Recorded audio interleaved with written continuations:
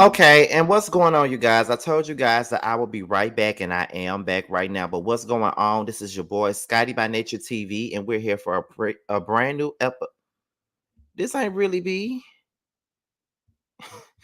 But what's going on, you guys? This is your boy Scotty by Nature TV, and we're here for a brand new episode of Yes for the Mess, where we talk about celebrity gossip, hot topics, and all things reality TV based. I hope you guys are having a wonderful, wonderful Tuesday, and I intend on doing the exact same thing. What is going on, you guys? Okay, now I was live earlier or whatever, and that was during the whole press conference thing. You know what I mean? Shut up, Jamar. But we were looking at the press conference or whatnot, and you know, I was looking at that, and then I like I said before, I hate going live when everybody else is live, and it just feels like everybody is live right about now, and I'm getting lost in the shuffle. But it's okay. We're gonna keep this thing moving and keep it going. Um, however, there's two things that we're gonna get into today, y'all. So we're gonna get into um the actual documents of the Diddy indictment. We're gonna get into that, and then not to mention, we're also gonna get into the reaction of his arrest from his lawyer and things like that. So we're gonna get into that and all that. Yes, Diddy is at the jailhouse as of right now. He was arrested last night, and he's definitely at the jail right now. So that's what we're here to discuss. So before we even get into the actual documents, due to the fact that the press conference literally just went off, what I'm gonna do is right now is give you guys the 411 on what his reaction is to the arrest, according to his lawyer. So we're gonna get into that first, and then after we get into that first, we're gonna get into the documents themselves. So let's go ahead and get into this first, and I'll be right back. Hang on, Kara. This is the lawyer. Let's listen. To me, I'll share it with the press, and I won't be behind the curtain. Did you speak to Mr. Combs? I speak to him all the time. Yeah. What's his reaction to everything that's happening? We knew this was coming. I mean, he moved to New York, as I think some of you guys know. We brought him to New York about 2 weeks ago because we knew this day was going to come, and it's here. Did you expect it to happen last night? Was that planned? No, it's not planned. Certainly, it's not planned by us. I mean, he came here to surrender at a time agreeable to the U.S. Attorney's Office, and then they arrested him last night. I spent the evening with him. I was with him till about 1 o'clock. His spirits are good. He's confident. He is dealing with this head on, the way he's dealt with every challenge in his life, and he's not guilty. He's innocent of these charges. We know what the charges are going to be without seeing the indictment. It's going to be racketeering. It's going to be sex trafficking. It's going to be things along those lines. This is what we've been expecting since the search is in March. He, to his great credit, he voluntarily came to New York. Not a lot of defendants do that. He came to New York to basically engage the court system and start the case, and it'll start today. And he's going to plead not guilty, obviously. He's going to fight this with all of his energy and all of his might and the full confidence of his lawyers. And I expect a long battle with a good result for Mr. Combs. Do you think he'll be released? I'm going to fight like hell to get him released, and he should be released with all that he's done and coming here voluntarily. And guys, I'm going to cut it short because I have to go in. All right. So thank you all very much, and I'll keep it all posted. Have you spoken to Combs this morning? Not this morning. I'm going to see him now. I was with him till 1 o'clock. So Is he in court already? I don't know. That's one of the things I'm going to go see. But I'm going to run, you guys. Thank you. Thanks a lot. All right, fellas. Bye, everybody. Yeah, I'll be around. That is attorney Mark Agnifilo, happening right behind our Kara Scannell right here. And we learned a number of new things. Number one, Diddy's going to plead not guilty. Number two, they expect the charges to be racketeering and sex trafficking. And three, as you've been reporting all morning long, he's leaning into the fact that Diddy came voluntarily to New York, he claims, a few weeks ago, I should say, because they believed this was about to happen, Kara. Right, John, that's right. I mean, this investigation really entered a new stage last spring when Diddy's homes were searched by Homeland Security investigators, those homes in Los Angeles and in Miami. They seized his electronic devices. And a lot of the women in their civil lawsuits had alleged that they were filmed doing these sex acts. So That is all evidence that the prosecution has been looking for, and it is possible that they have recovered some of that. But we will learn more details of that once this indictment is unsealed. And as you said, Diddy's attorney, Mark Agnifilo, is saying that he expects this to be racketeering and sex trafficking. And he also said that he is going to try to get Diddy released today. That is one question that is unknown at this point, of whether prosecutors are going to seek to detain him. Other individuals charged with sex trafficking have been detained. Big question is, will Diddy walk out these doors behind me later today? Hang on, Kara. Now, what we do see with this whole situation is that Diddy is very much so confident in the fact that he could be getting off. They made it clear to say he is not guilty. Now, that's what they said. Y'all know I ain't saying it. That's what the lawyer is basically saying. Well, he's not guilty. We're going to put that out there. He's not guilty, but we already knew that these charges were definitely coming, and whatever he was saying. So it was just like, okay, girl. So right now we're at 72 people up in here. Y'all know what the goal is. The goal is usually to get us to the triple digits with every single live that we do. It's 72 people up in here, and I only see a few of y'all in the chat. We gotta get this engagement going. We gotta get everybody up here so we can have this conversation. Okay. So right now, what we're about to do now is get into the actual documents of the indictment, y'all. So that's already up here. So let's go ahead and get into some things with it. Now, first things first, okay? Now, this is the first thing. This is the racketeering conspiracy, okay? And it says, for decades, Sean Combs, the defendant, abused and threatened and coerced women and others around him to fulfill his sexual desires, protect his reputation, and conceal his conduct. To do so, Combs relied on employees and resources and influence of the multifaceted business empire that he led and controlled, creating a criminal enterprise whose members and associates engaged in and attempted to engage in, among other crimes like sex trafficking, forced labor, kidnapping, arson, bribery, and obstruction of justice. Sean Combs, the defendant, operated his business and headquartered at various times in Manhattan and in Los Angeles under a variety of United States corporate entities, including Bad Boy Entertainment, Combs Enterprises, Combs Global, collectively the Combs Business. Corporate entities in the Combs business, including other things, record labels, a recording studio, an apparel line, an alcoholic spirits business, a marketing agency, and a television network, and a media company. Okay. What else is up here? At all times relevant to this indictment, Sean Combs, the defendant, engaged in a persistent and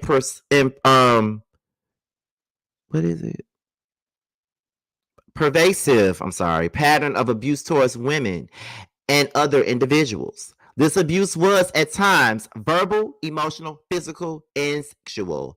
As part of his pattern of abuse, Combs manipulated women to participate in highly orchestrated performances of sexual activity with male commercial sex workers. At times, Combs and others acting in his direction made arrangements for women and commercial sex workers to fly to Combs' location. Combs ensured participation from the women by, among other things, obtaining and distributing narcotics to them, controlling their careers, and leveraging his financial support and threatening to cut off the same, and using intimidation and violence. Okay. Physical abuse by Sean Combs, the defendant, was reoccurring and widely known. On numerous occasions from at least in or about 2009 and continuing for years, Combs assaulted women by, among other things, striking, punching, dragging, throwing objects at, and kicking them. These assaults were at times witnessed by others, including one instance at a Los Angeles hotel in or about March 2016, which was captured on video and later reported, where Combs then dragged and threw a vase at a woman as she was attempting to leave. When a member of the hotel security intervened, Combs attempted to bribe the staff member to ensure silence. Combs' violence was not also limited to just these women and extended to his employees, witnesses to his abuse, and others. Sean Combs, the defendant, used the Combs businesses, including certain employees, to carry out, facilitate, and cover up his abuse in commercial sex. Those employees, including staff, security staff, household staff, personal assistants, and high-ranking supervisors and other associates acted as Combs intermediaries, and their conduct was facilitated and assisted by Combs' control of the Combs business. Okay. Now we're talking about the Combs enterprise at this particular moment now. Okay. So, because this thing is 14 pages, so I can get through the 14 pages. Okay. I hope everybody is up in here, and I hope you guys are listening, and I hope you guys are sharing the video. Thank you guys. We're over 100 people in the chat. I really do appreciate it, y'all. And also, if you're brand new to the profile, as I always say, to the platform, I'm sorry, not profile, platform, go ahead and subscribe to me. All right. We have a great time over here. We talk about celebrity gossip and hot topics and reality TV and real life conversations. We have panel shows and all of those things. So if you're brand new to the platform, go ahead and click that subscribe button and click that notification bell. All right. Now let's continue on. Now, the Combs enterprise, from at least in or about 2008 through on or about the date, okay, of the filing of this indictment, Sean Combs, aka Puff Daddy, aka P Diddy, aka Diddy, aka PD, aka Love. I'm never calling this nigga Love. The defendant and others known and unknown were members and associates of a criminal organization, the Combs Enterprise, or the Enterprise. Members and associates of the Combs Enterprise engaged in or intended to engage in, among other activities, trafficking, forced labor, interstate transportation of purposes of prostitution, coercion, and enticement to engage in prostitution, narcotics offenses, kidnapping, arson, bribery, and obstruction of justice. The Combs Enterprise, including its leadership and members and its associates, constituted an enterprise as defined by Title 18 United States Code Section 1961, that is a group of individuals associated in fact, although not a legal entity. The Combs Enterprise consisted of Sean Combs, aka Puff Daddy, aka P Diddy, aka Diddy, aka PD, aka Love, the defendant. Entities within the Combs business, including but not limited to Bad Boy Entertainment, Combs Enterprises, and Combs Global. Individuals employed by associates, employed by and associated with the Combs business, and others known and unknown. Okay. Hey, Bill Perspective, I see you, girl. The Combs Enterprise constituted an ongoing organization whose members functioned as a continuing unit for a common purpose of achieving the objectives of the Combs Enterprise. The Combs Enterprise was engaged in, and its activities affected interstate and foreign commerce. The Combs Enterprise operated in the Southern District of New York and elsewhere. At all times relevant to this indictment, Sean Combs, aka Puff Daddy, aka P Diddy, aka Diddy, aka PD, aka Love, the defendant, was the leader of the Combs Enterprise. I'm not finna say all these AKAs no more. Diddy, the defendant, and others known and unknown, participated in unlawful and other activities related to the conduct of the Combs Enterprises affairs. These individuals included certain Combs business employees, such as Combs security staff, household staff, personal assistants, and high-ranking supervisors, as well as other close associates of Combs. Okay? So, let's continue. The next part is the purposes of the Combs Enterprise. Now, the purposes of the Combs Enterprise, including the following: operating a global business in the media, entertainment, and lifestyle industries, including, among other things, record labels, a recording studio, an apparel line, an alcoholic spirits business, marketing agency, and a television network and media company.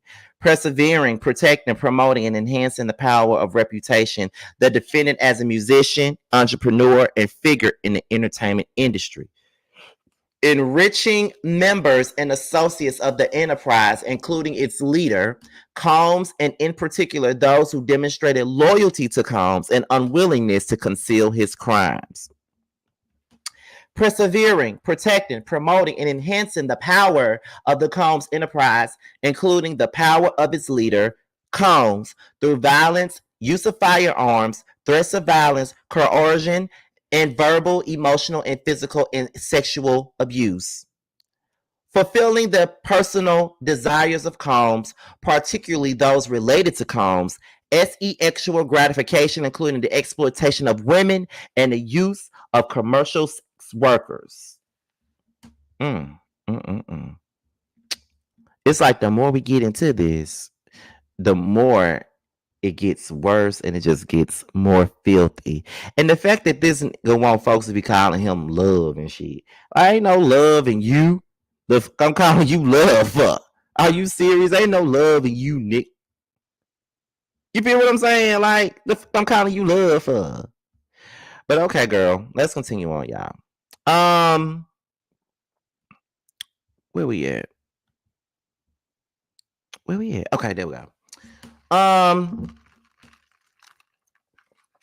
Enabling Combs and other members and associates of the Combs enterprise to engage in unlawful acts of violence, including sexual violence, trafficking, forced labor. Okay. Interstate transportation for purposes of prostitution, coercion, and enticement to engage in prostitution, narcotics distribution, and other crimes, concealing the commission of such acts, securing absolute loyalty from members of the Combs enterprise, including through acts of violence and threats, protecting the Combs enterprise and its members and associates, including Combs, from detection and prosecution by law enforcement authorities through acts of intimidation, manipulation, bribery, and threats of retaliation against individuals who witnessed the crimes committed by members and associates of the enterprise. Means and methods of the enterprise.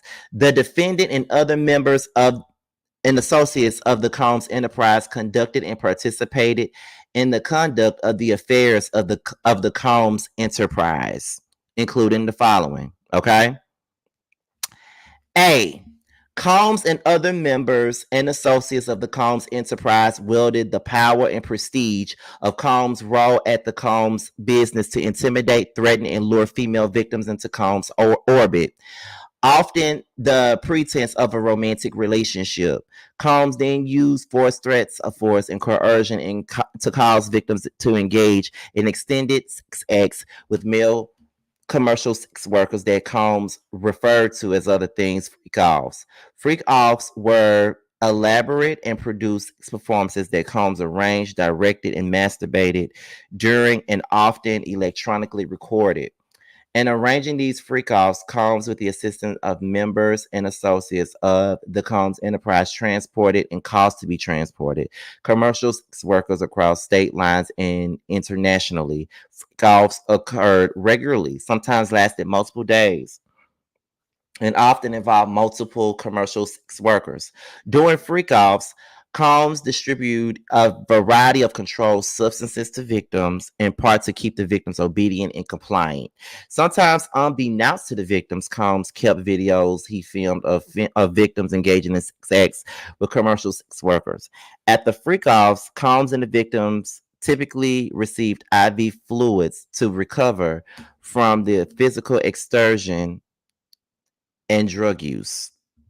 So he had to give them a little bit of energy. You know what I'm saying? After participating in these acts for days at a time. You feel what I'm saying? And as much as I love to, I can't imagine doing that shit for days at a time. That shit crazy.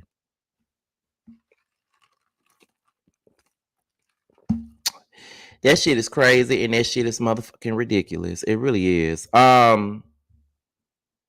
Let's see. Where we at?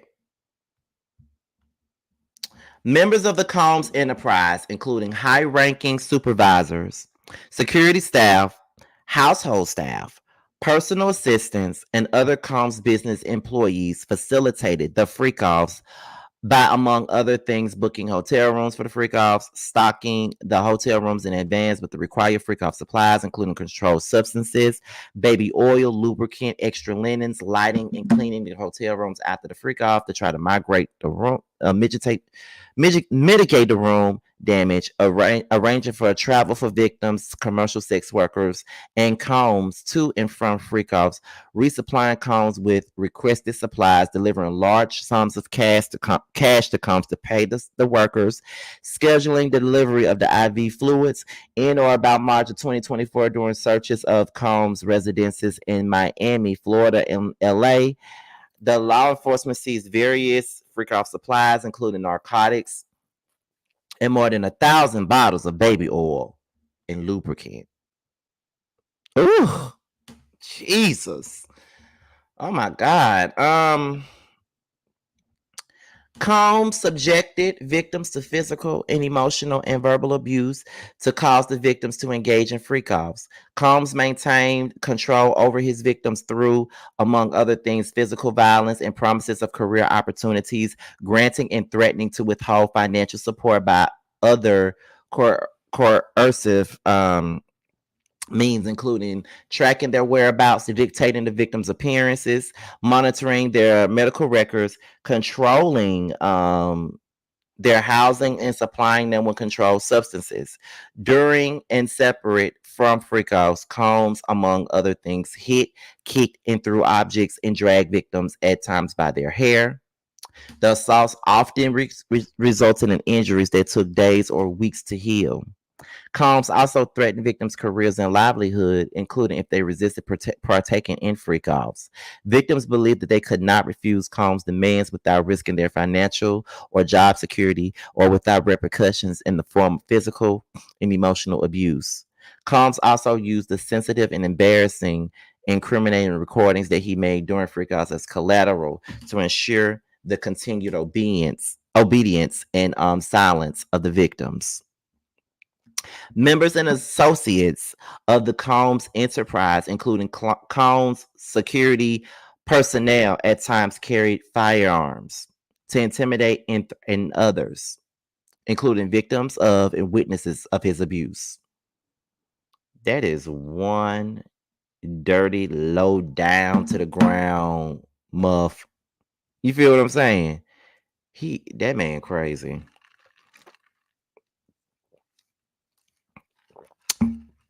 That man crazy, and something is seriously wrong with that man. Something wrong with him. Seriously. Something is wrong with him. Um, let's continue on. Where we at? Members and associates of the Combs enterprise, including Combs security personnel, at times carry firearms. Oh, I already read that part, I think. In about March of 2024, during searches of Combs' residence in Miami and Los Angeles, law enforcement seized firearms and ammunition, including 3 AR-15s with the face serial numbers, as well as a drum magazine. Members and associates of the Combs enterprise enabled Combs' control over victims by following his directions regarding financial payments to victims, advancing or suppressing the victim's career opportunities, and acquiring the controlled substances Combs used to keep the victims compliant.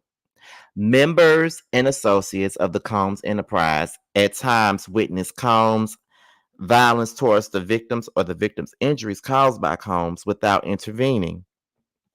Instead, members and associates of the Combs enterprise help conceal the violence and abuse by, among other things, assisting Combs in monitoring and preventing victims from leaving locations such as hotels or Combs residences. These occasions included instances in which a victim was required to remain in hiding, sometimes for several days at a time, to recover from injuries that Combs inflicted without being publicly observed.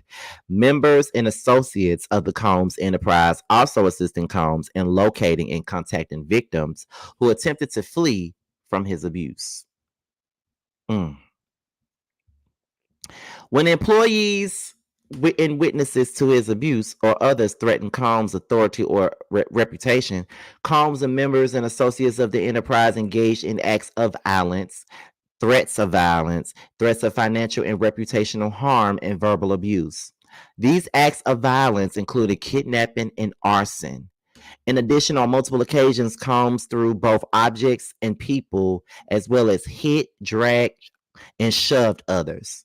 When Combs' authority of reputation was threatened by the possibility of negative publicity or legal or law enforcement action against him, including in or around late 2023 following public allegations of Combs' crimes, Combs and members and associates of the enterprise pressured witnesses and victims, including the attempted bribery, to stay silent and not report what they've experienced or knew to law enforcement.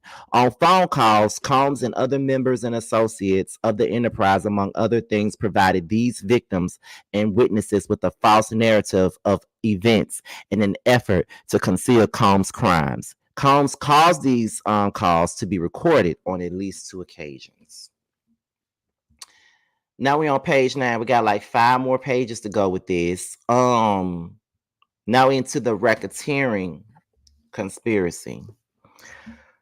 From at least in or about 2008 through on or about the date of the filing of this indictment in the Southern District of New York, elsewhere, the defendant and others known and unknown being persons employed by association with the Combs enterprise described in paragraphs 6 through 12 of this indictment and enterprise engaged in the activities of which affected interstate and foreign commerce, knowingly combined and conspired and confederate and agreed together with each other to violate racketeering laws of the United States, to wit, Title 18 United States Code, that is to conduct and participate directly and indirectly in conduct of the affairs of the Combs enterprise through a pattern of racketeering activity, as that term is defined in Title 18 of the United States Code, sections in 1961, consistent of A,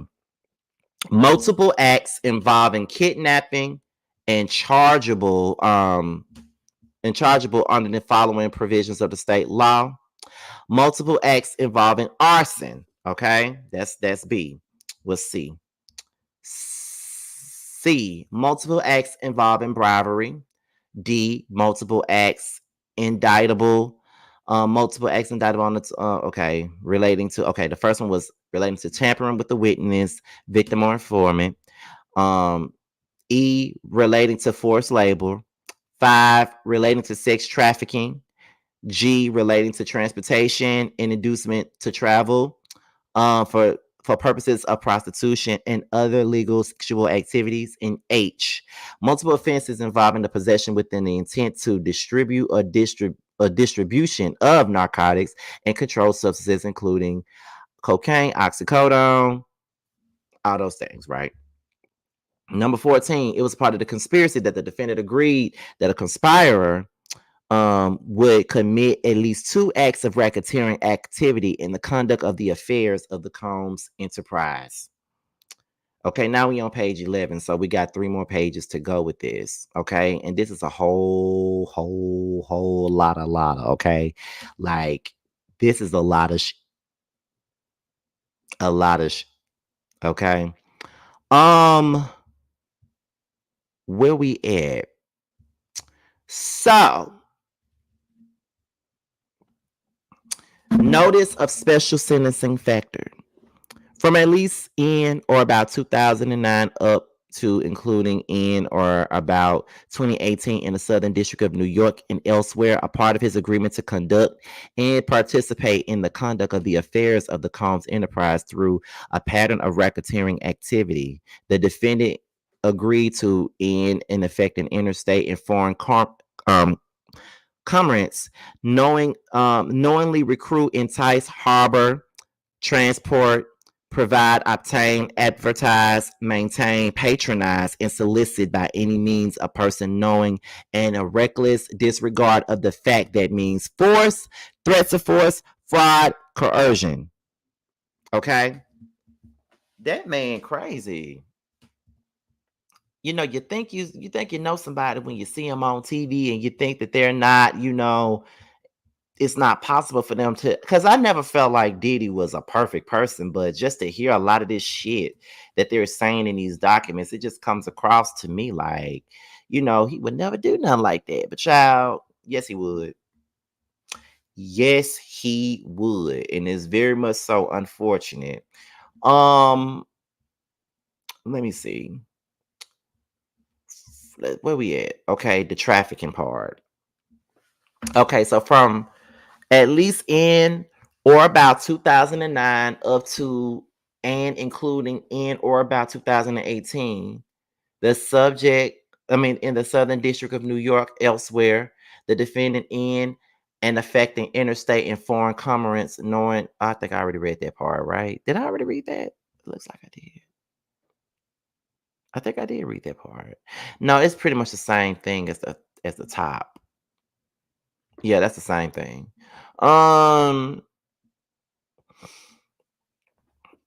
Okay. Now this is the transportation to engage in prostitution right here. Okay, I ain't gonna read that first part because all of it is pretty much the same thing. The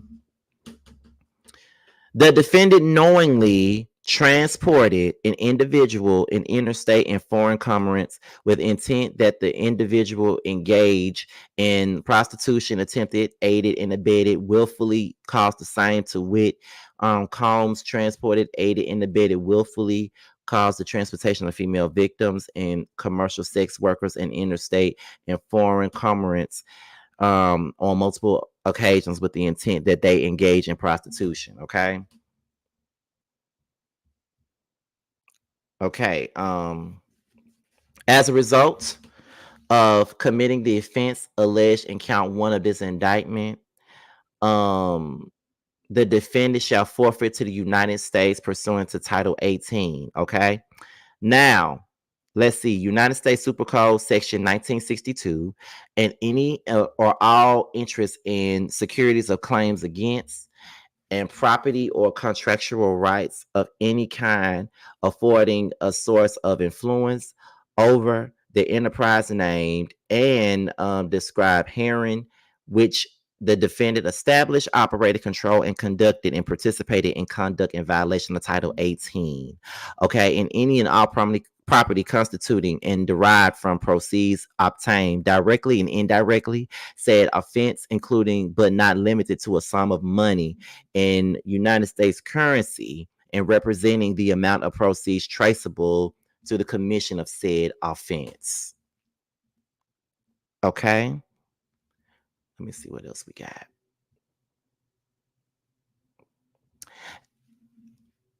I think I already read that. Let me see. Let me make sure. Okay.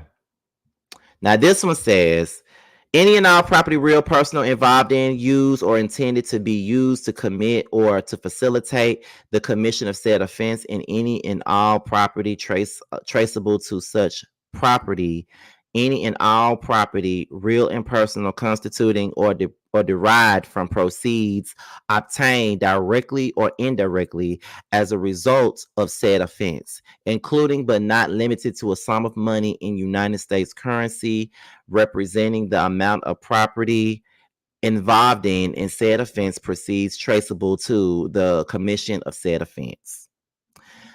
As a result of the offense alleged in count 3 of this indictment, the defendant shall forfeit to the United States. I ain't reading all that. Any and all property, real, personal, constituting or derived from proceeds obtained directly or indirectly as a result of said offense, and all property, real, personal, that was used to attend or intended to be used to commit or facilitate the commission of said offense. Okay, this is the last page right here. Substitute assets provision. A, what number 21? If anything above described forfeitable property as a result of any act or omission of the defendant, A, cannot be located upon the exercise of due diligence. B, has been transferred or sold to or deposited with a third person. C, has been placed beyond jurisdiction of the court. D, has been substantially diminished in value. And E, has been commingle with the other property, which cannot be subdivided without difficulty. And that's pretty much the whole indictment documents. That's all we got for that. So I'm gonna close this thing out by saying that everything that's been stated in these documents, I believe every single word. I do. I believe every word. I believe everything that they're saying. And I will be following this case as much as I possibly can. Trust and believe me, I will be following this case as much as I can. I'm gonna keep y'all updated with stuff, whether I go live or whether it's a pre-recorded. I'm gonna keep going with this case because I want to know everything, and I'm pretty sure y'all do too. So I'm about to go ahead and get up out of here. And if there's some more for me to talk about, I will definitely be back. Holla!